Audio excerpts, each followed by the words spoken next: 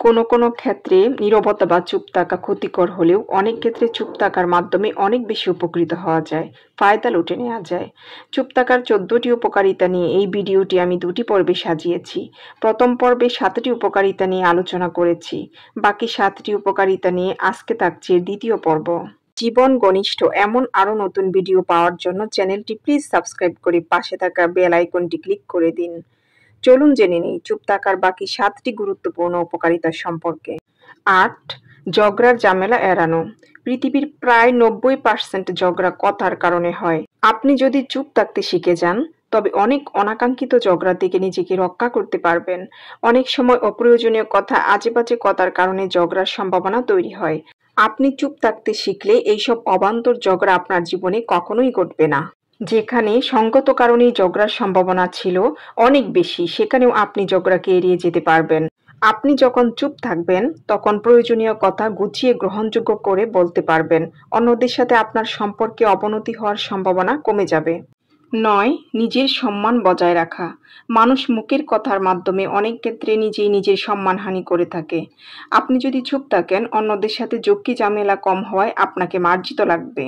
অযাচিত কথা অন্যের সাথে না বলায় আপনার সম্মান বেড়ে যাবে। আপনি যখন চুপ থাকবেন তখন আপনার পার্সোনাল কথাগুলো অন্যের কাছে শেয়ার করবেন না। আপনার দুর্বলতাগুলো কাউকে ব্যাখ্যা করে বোঝাতে যাবেন না, যার ফলে আপনার আত্মসম্মান বজায় থাকবে। 10. সঠিক কাজ করতে পারা।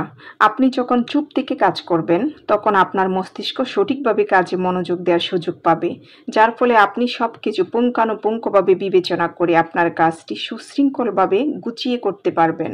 কাজে ভুল হওয়ার সম্ভাবনা কমে যাবে। 11. কথার আকর্ষণ সৃষ্টি। সহজলভ্য জিনিসের মূল্য বা আকর্ষণ দুটোই কম থাকে। আপনি যদি চুপ থাকেন তখন মানুষ আগ্রহ ভরে অপেক্ষা করবে আপনি কখন কি বলবেন। আপনার কথার গুরুত্বপূর্ণ ভ্যালু তৈরি হবে।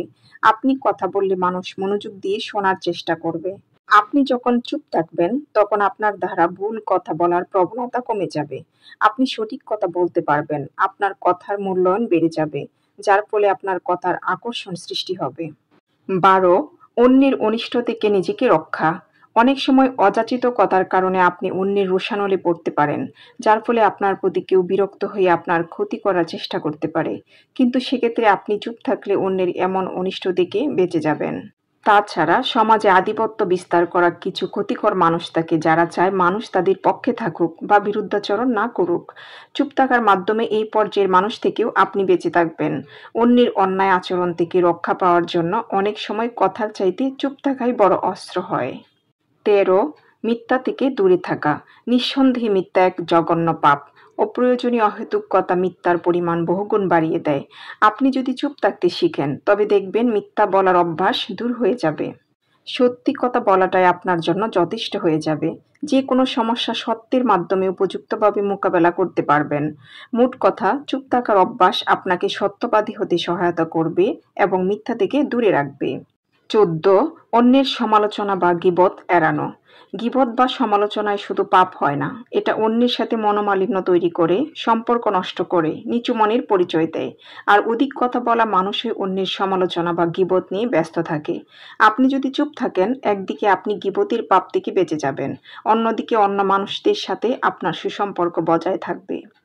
ভিডিওটি যদি এতটুকু ভালো লেগে থাকে প্লিজ চ্যানেলটি সাবস্ক্রাইব করুন, লাইক দিয়ে আমাকে নতুন নতুন ভিডিও বানাতে উৎসাহিত করুন, কমেন্টে আপনার মতামত জানান।